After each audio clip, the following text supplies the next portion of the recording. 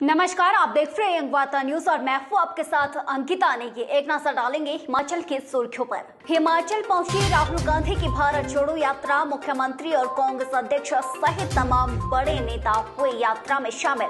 प्रदेश में 19 जनवरी से बारिश और बर्फबारी को लेकर अलर्ट जारी, तैयारियों में जुटा प्रशासन।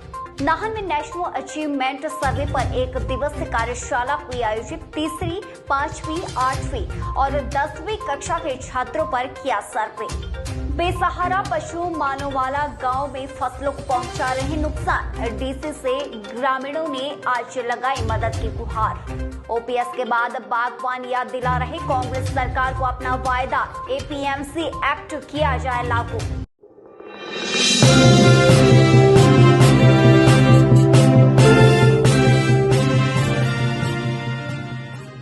रुक करेंगे हिमाचल के हम खबरों की ओर। कांग्रेस के पूर्व राष्ट्रीय अध्यक्ष राहुल गांधी की भारत जोड़ो यात्रा आज हिमाचल के इंदौरा से होकर गुजर रही है।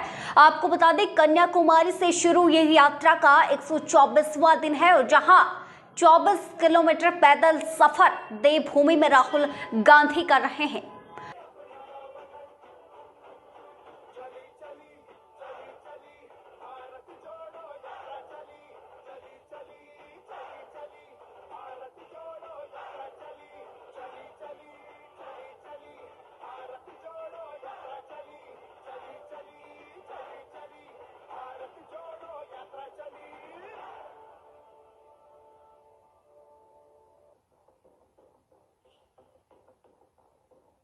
बनकला ग्राम पंचायत के मालोवाला में इन दिनों बेसहारा पशुओं ने भारी आतंक मचाया हुआ है।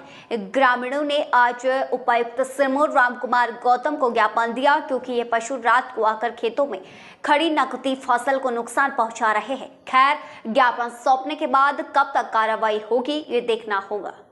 पशुओं के बारे में इनको पर कंट्रोल किया जाए। रात को पता नहीं कहां से आकर के पूरी खेती नष्ट कर दी। गाँव में सभी परेशान है इससे, इसलिए उनसे निजात देने के लिए उनको पर कंट्रोल किया जाए, उनको गौशाला में छोड़ा जाए, कुछ उनका उपाय किया जाए। गेहूँ है, गेहूँ की फसल बोई भी है, प्याज वगैरह है, लहसुन, अदरक पूरी रात जो है बस वो आवेंगे। समग्र शिक्षा अभियान के तहत नाहन में नेशनल अचीवमेंट सर्वे पर एक दिवसीय कार्यशाला का आयोजन किया गया। इसमें 120 प्रतिभागियों ने हिस्सा लिया। मौके पर समग्र शिक्षा अभियान के कार्यक्रम अधिकारी ऋषिपाल ने बताया कि बच्चों के शैक्षणिक स्तर को लेकर तीसरी, 5वीं, 8वीं और 10वीं कक्षा के बच्चों पर यह सर्वे किया गया था। समग्र शिक्षा के तहत पूरे भारतवर्ष में विभिन्न प्रकार की जो गतिविधियां चलाई जाती हैं उनका समय समय पर आकलन भी किया जाता है, इवैल्यूएशन की जाती है विभिन्न माध्यमों के द्वारा। और इसी में एक है राष्ट्रीय उपलब्धि सर्वेक्षण, नेशनल अचीवमेंट सर्वे, जो कि अभी हाल ही में 2021 में किया गया था। इससे पहले 2017 में नेशनल अचीवमेंट सर्वे हुआ था और कक्षा 3 के लिए, कक्षा 5 के लिए, 8 के लिए और कक्षा 10 के कुछ विद्यार्थियों का जो है इसमें सर्वेक्षण किया जाता है। हमारे जिला सिरमौर में इस समय 1638 विद्यालय हैं कुल, जो कि निजी विद्यालय और सरकारी विद्यालय, जिनमें से हमारे पास 1462 जो है सरकारी विद्यालय हैं। और उन सभी विद्यालयों में से कक्षा 3 के लिए 665 स्टूडेंट का, कक्षा 5 के लिए 585 और कक्षा 8 के लिए 1311 विद्यार्थियों का। और जल्द लौटेंगे एक छोटे से ब्रेक के बाद। उत्तर भारत का नंबर 1 कोचिंग संस्थान बीआरसी इंस्टीट्यूट मारू, नाहन, जिला सिरमौर, हिमाचल प्रदेश, जिसमें करवाई जाती है +1, +2 medical, non medical, JEE mains, advance, NEET, NDA, 9, 10 foundation classes, online offline coaching.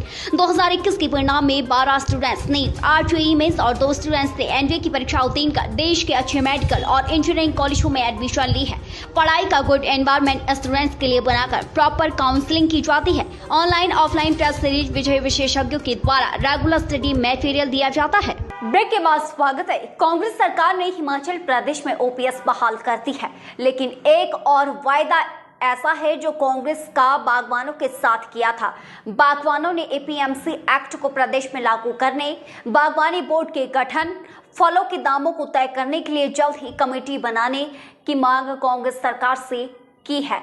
क्योंकि 2005 की बात करें तो इस वक्त एपीएमसी एक्ट बना था, लेकिन इसे अभी तक लागू नहीं किया गया है।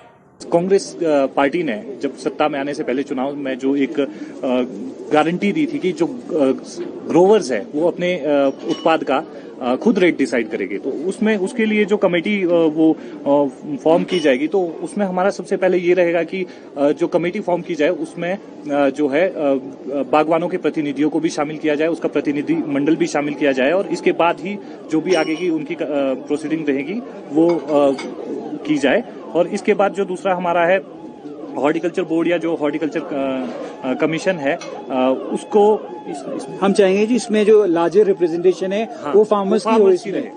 उपमंडल पांवटा साहिब में मजदूर नेता प्रदीप चौहान ने आज एसडीएम की मार्फत उद्योग मंत्री हर्षवर्धन चौहान को ज्ञापन भेजा है। मांग ज्ञापन में ये की गई है कि भट्रोग में जो क्रैशर हैं उसमें सरकार के नियमों को ताक पर रखकर काम किया जा रहा है और इसका सीधा लाभ क्रैशर मालिकों को मिल रहा है। प्रदीप चौहान को उम्मीद है कि उनकी इस मांग को सुना जाएगा और उन्हें न्याय मिलेगा। बारे में आज एसडीएम साहब को ज्ञापन देने आया हुआ था, तो एसडीएम साहब छुट्टी पे, तो ये जो ज्ञापन है ये मैंने एसडीएम साहब के माध्यम से अपने उद्योग मंत्री हिमाचल प्रदेश के जो भी बने श्री हर्षवर्धन चौहान जी उनके लिए दिया है।